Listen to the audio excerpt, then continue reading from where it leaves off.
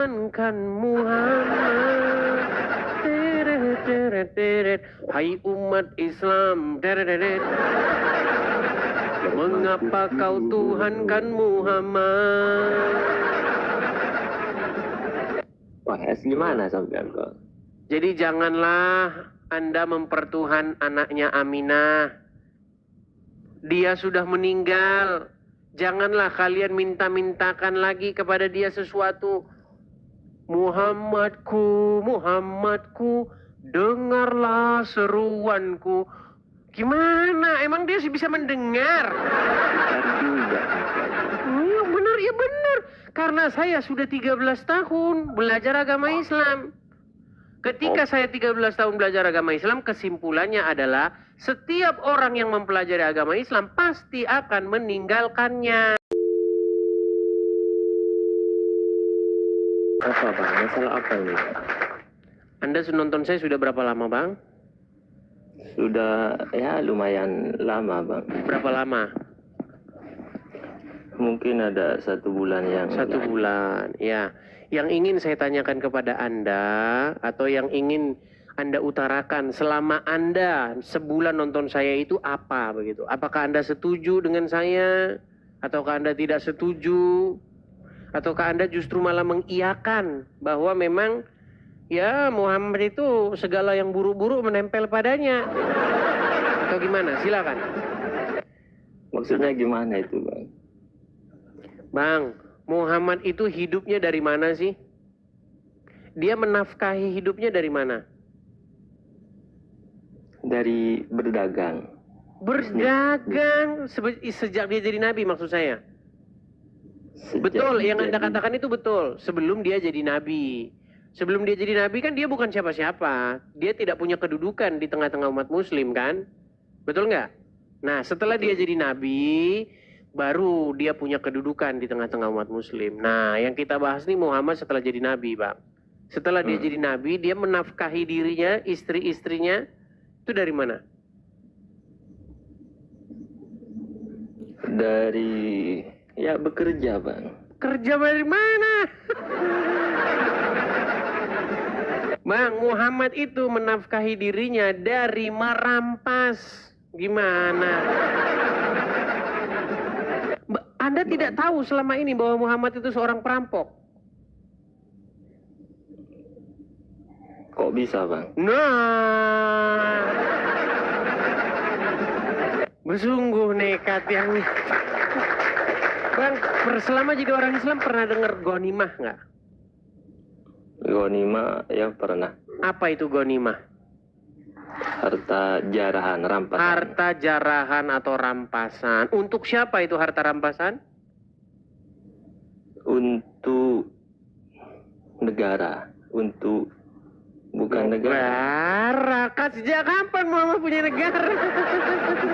Bukan negara. Berat. Organisasi gitu. Iya, untuk kelompoknya Muhammad, untuk orang-orang Islam, para kaum muhajirin dan ansor.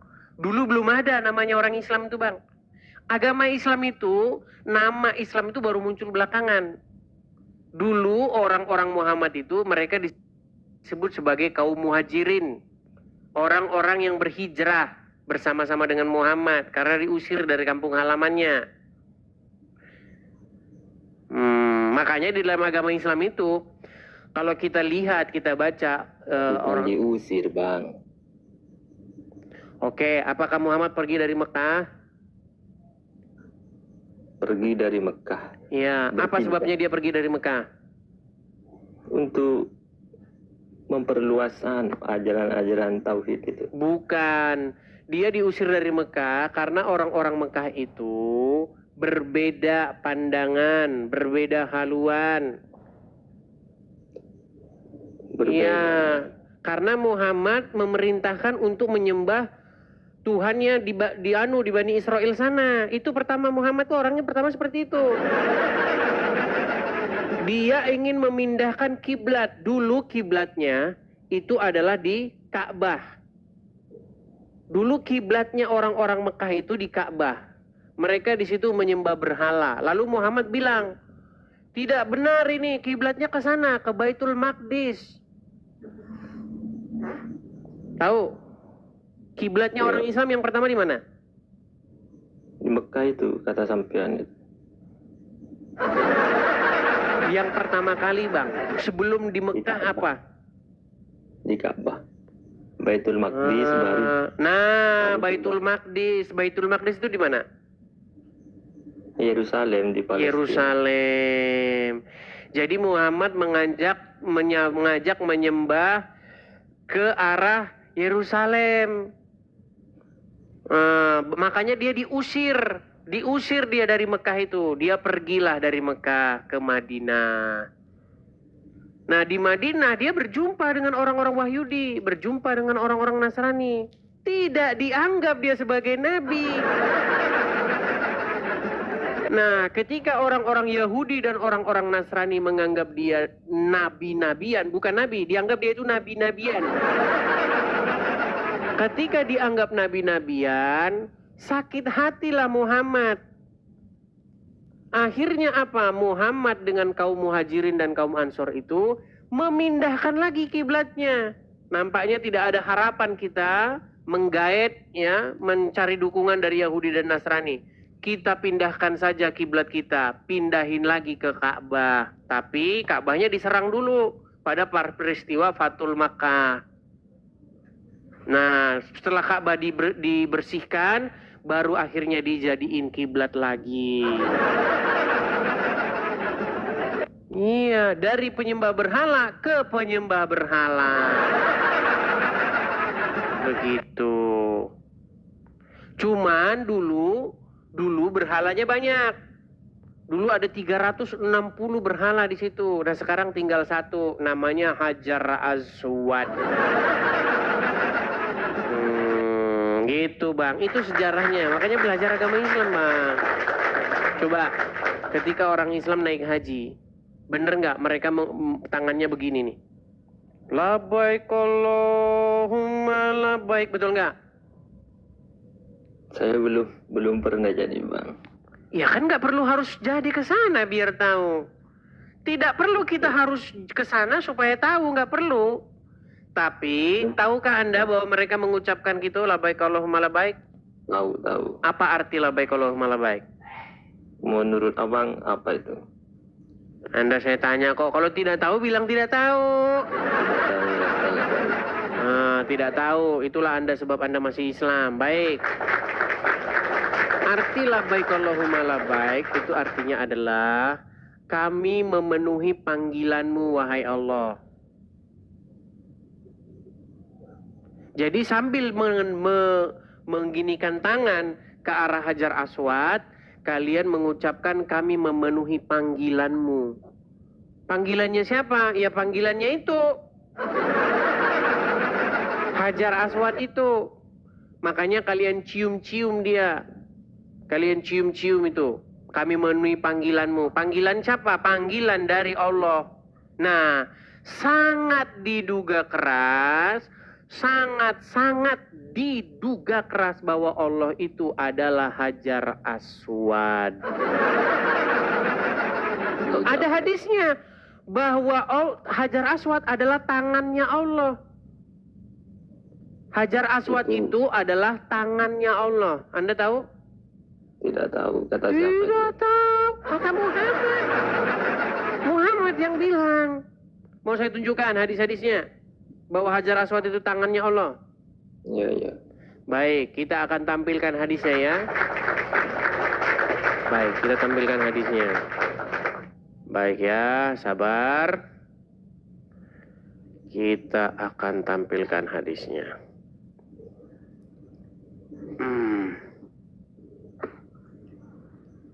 Hajar Aswad ya. Kita bukakan hadis tentang Hajar Aswad yang adalah tangan Allah. Baik, nih saya balikkan kamera saya Bang ya. Nih, kita lihat. Perhatikan. Ini judulnya saja Bang ya. Siapa yang menyentuh Hajar Aswad? Dia menyentuh tangan Allah. Ini website Muslim Bang. bukan saya. Assalamualaikum, Ustadz. Izin mengenai hadis Ibnu Majah nomor 2957. Wahai Abu Muhammad, hadis apa yang sampai kepadamu tentang pajak Hajar Aswad ini? Atta mengatakan, Abu Hurairah menceritakan kepadaku bahwa beliau mendengar Rasulullah bersabda, siapa yang menyentuhnya, maka sungguh ia menyentuh tangan Ar-Rahman. Ini gimana? Sudah percaya sekarang?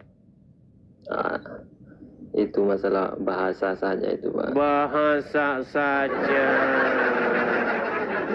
Masalah. Jadi Allah itu punya tangan dan tangannya itu adalah Hajarul Aswad. Tidak seperti itu juga, Pak. Itu Barang bahasa siapa yang mencium majas. Hajar Aswad, maka dosa-dosanya diampuni, dihapuskan. Betul? Bahasa majas itu. Iya, kalau mencium Hajar Aswad, maka dosanya hilang, betul? Dihapuskan, betul? Ya kalau Iya. cium ya begitu. Makanya saya bilang kalian ini tiada lain dan tiada bukan adalah agama bebatuan. Tidak seperti itu juga, Pak. Loh, kenapa saya katakan agama bebatuan? Satu, sampai sana cium-cium batu, putar-putar batu, lempar-lempar batu.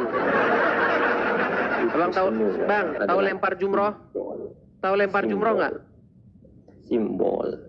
Iya, saya ngerti. Lempar batu itu kan simbol melempar setan, betul? Ya. Nah, habis itu kalian putar-putar batu, betul? Mencium batu itu seolah-olah mencium tangan Allah, betul? Oh, tidak. Nah, tadi udah dibacain hadisnya kok. Tadi kan sudah saya bacakan hadisnya, Bang. Gimana Anda ini? Hadis itu ya tidak bisa ditelan mentah-mentah begitu. Oke, sebelum kita mau itu. ya kita nggak usah melintir hadisnya. Intinya, barang siapa yang mencium Hajar Aswad atau menyentuh Hajar Aswad, dia menyentuh tangan Ar-Rahman, betul? Berat ini. Bukan tangan, maksudnya bukan tangan ini, bukan tangan. Iya, saya mengerti. Makanya tangan Allah itu diibaratkan adalah menyentuh Hajar Aswad. Ketika menyentuh Hajar Aswad itu seolah-olah menyentuh tangannya Allah, betul? Ya. Iya, ketika Anda melempar batu seolah-olah Anda melempar setan, betul? Ya. Iya, makanya saya bilang agama Islam agama bebatuan. Betul nggak agama bebatuan? Maksudnya agama bebatuan itu gimana? Iya, serba batu. Oh, kalau maksudnya agama bebatuan serba batu, ya terserah, monggo terserah sampai. Gimana kok terserah saya sih? Gimana Bang ini? Betul apa tidak? Kalau Loh. definisi, bentar. Kan semuanya batu sungguhan. Hajar Aswad batu sungguhan nggak? Iya, maksudnya begini. Ini aja dah. Kalau Apa yang sih apa arti Hajar Aswad? batu hitam. Batu hitam. Berarti batu sungguhan nggak? Iya, batu. Batu sungguhan. Apa arti lempar jumroh? Ya melempar itu. Apa yang dilempar? Batu. Batu sungguhan nggak? Iya, batu. Dengan batu sungguhan nggak? Batu sungguh. Iya. Ketika bertemu dengan kuburan Abu Jahal di sana, lempar batu juga nggak? Melempar. Iya. Makanya saya bilang agama Islam adalah agama bebatuan. Karena kan begitu. Karena Anda mendefinisikannya itu. Oke, Anda pernah mendengar nggak cebok pakai batu? Pernah. Iya, tambah lagi batunya kan? Iya, bisa dikasih. Iya, makanya saya bilang bebatuan. Makanya saya bilang Muhammad hobi sama batu. Oh, gimana? Pernah dengar tidak? Pernah dengar istilah bahwasanya kalau Muhammad lewat, batu-batu saja akan memuji Muhammad.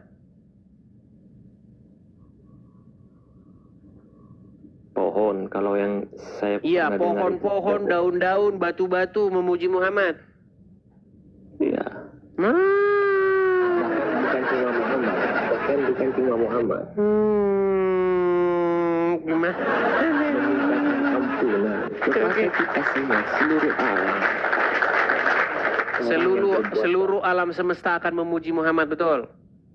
Bukan cuma Muhammad, tetapi orang-orang yang menuntut ilmu juga. Siapa? berdoa. Mana dalilnya? Mana dalilnya? Ada itu. Oke, siapa orang-orang yang menuntut ilmu? Sebutin satu. Pokoknya. Pokoknya. Siapa saja orang yang menuntut ilmu Akan dipuji. bukan akan dipuji, dimintakan ampun kepada Tuhan yang Maha Esa. Ini nggak nyambung. Kita berbicara mengenai Muhammad dipuji-puji, dipuja-puji oleh seluruh alam. Oleh pohon-pohon, oleh pohon kurma, oleh batu, oleh umat Tidak. muslim, betul? Tidak betul itu. Tidak betul, gimana? Bukan, katanya sampean kan seluruh alam tuh. Abu Jahal tidak memuji. Abu Maksud Lahab juga tidak memuji. maksud saya orang-orang muslim, betul? Oh iya pasti. Iya, orang-orang muslim memuji Muhammad, betul? Ya, Orang muslim adalah pemuja Muhammad, betul? ya. Iya, dan orang Islam menyembah dan mempertuhan Muhammad. Makanya saya bilang, jangan kau menuhankan manusia. Jangan Enggak kau juga sampean. menuhankan Muhammad. Teret, teret, teret. Hai umat Islam. Teret, teret. Mengapa kau tuhankan Muhammad? Wah, gimana sampean kok? Jadi janganlah Anda mempertuhan anaknya Aminah. Dia sudah meninggal. Janganlah kalian minta-mintakan lagi kepada dia sesuatu. Muhammadku, Muhammadku, dengarlah seruanku. Gimana? Emang dia sih bisa mendengar? Iya benar, ya benar. Karena saya sudah 13 tahun belajar agama Islam. Ketika saya 13 tahun belajar agama Islam, kesimpulannya adalah setiap orang yang mempelajari agama Islam pasti akan meninggalkannya. Bang, Orang Muhammad masih hidup atau sudah meninggal? kalau jasadnya itu meninggal, tapi ruhnya, jiwanya itu masih. Oke, berarti kalian berseru-seru kepada roh arwahnya Muhammad, betul? Ya. Iya, jadi penyembah arwah siapa? Nggak tahu. Nah, nggak tahu. Ya Rasulullah, salamun alaik. Bang. Betul nggak? Ya, Ya Rasulullah, betul. betul. Ketika kalian mengucapkan ya Rasulullah, ya Muhammad, Muhammadku, dengarlah seruanku, kalian berbicara kepada siapa? Jadi hati kita itu, jiwa Bang, berbicara kita kepada siapa? berbicara kepada Allah. Allah. Berarti Anda bilang sama Allah, Muhammadku, Muhammadku, dengarlah seruanku. Itu berarti berucap kepada Allah. Iya, Iya, makanya Allah itu Muhammad, teman-teman. bukan begitu. Bang. Sulit. Sampai Oke lah Bang, jangan dipaksakan Bang. Bang, gini, kita kasih kesempatan ya kepada muslim yang mengerti agama Islam ya.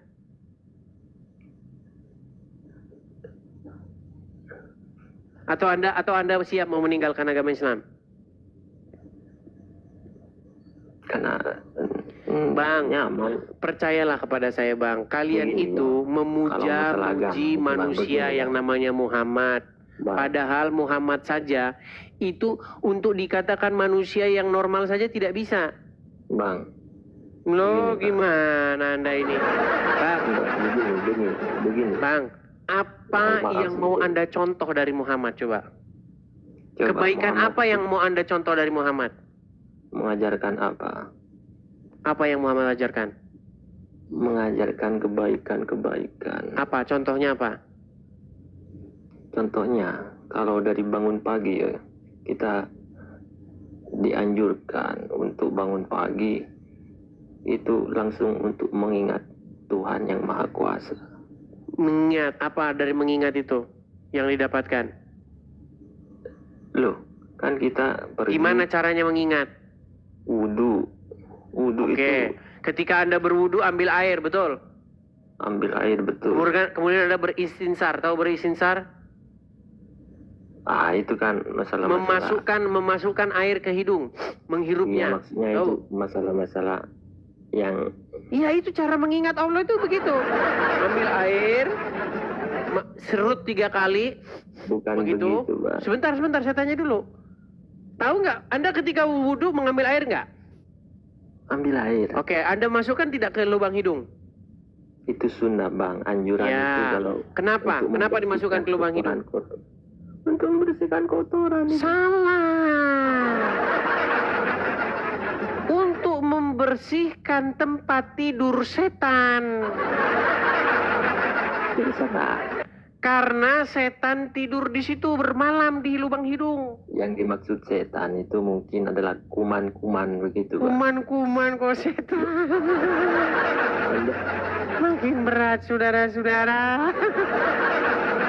Iya, betul itu, Bang. Syahrul, menurut hadis, betulkah setan tidur di lubang hidung orang Islam? Saya kurang mengerti kalau itu. Iya, kamu banyak gak ngertinya. Menurut Muhammad, setan-setan itu tidur di lubang hidung orang Islam. Bahkan saya sudah ciptakan. Bukan saya sebenarnya yang menciptakan ini, teman-teman. Ini teman yang menggarap sebuah lagu. Kemudian saya suka lagu ini. Dan dia, lagunya itu saya ambil. Ya, teman-teman ya. Nah, hak ciptanya dikasih dia itu ya. Hak ciptanya kasih dia. Nih, lagunya udah jadi, Bang. Perhatikan.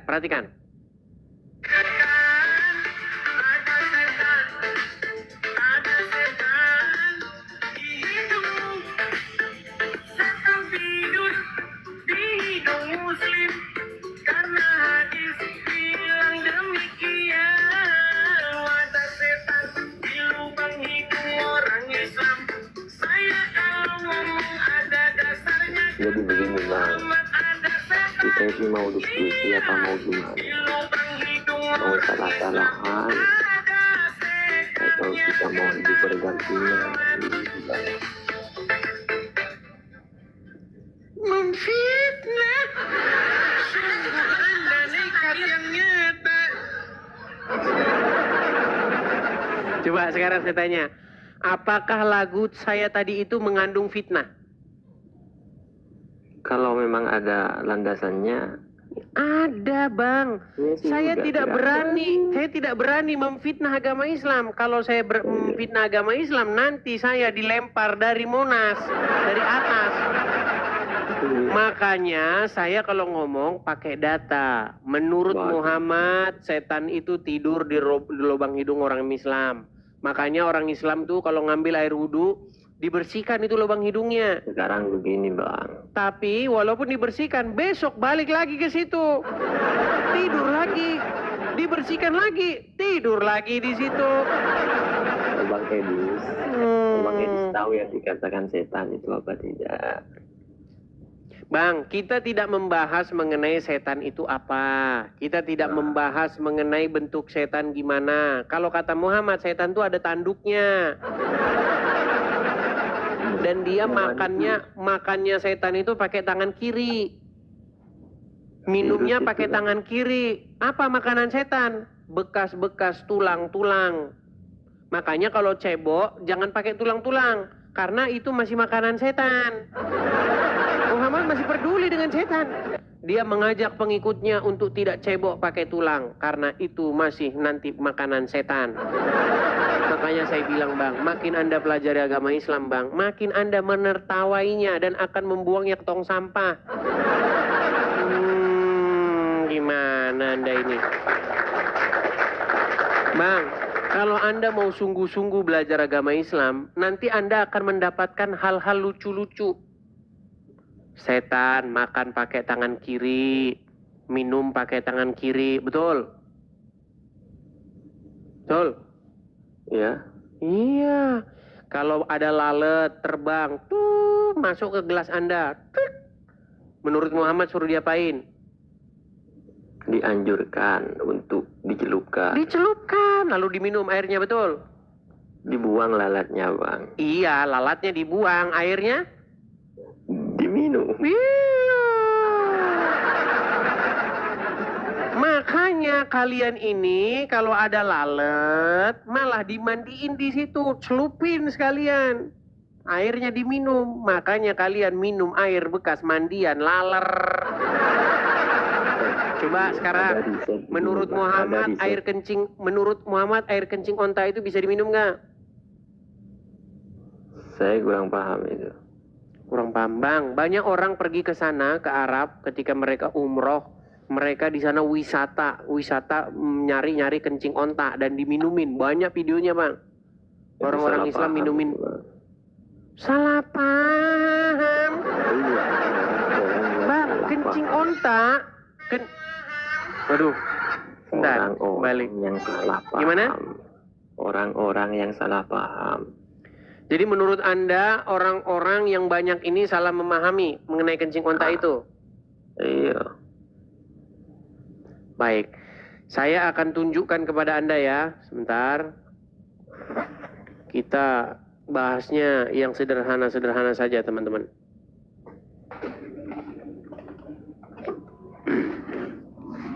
Nih ya, Anda dengarkan ini. Apakah kencing onta itu adalah boleh diminum dan ada hadisnya? Ya, kita akan putarkan ya teman-teman ya. Ini pernyataan dari seorang ustadz. Perhatikan ini, Bang. Ya, bahkan sudah banyak orang jual kencingnya di sana, Bang. Mana ini? Kencing-kencing onta nih. Baik, kita putarkan ya, Bang ya. Bentar. Bentar, Bang. Apakah air kencing unta boleh dijadikan obat? Benar.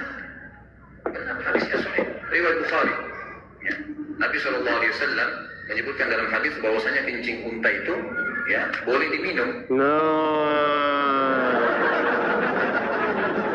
Makanya, Bang, kalau Anda belajar ajaran Muhammad memang kayak begitu.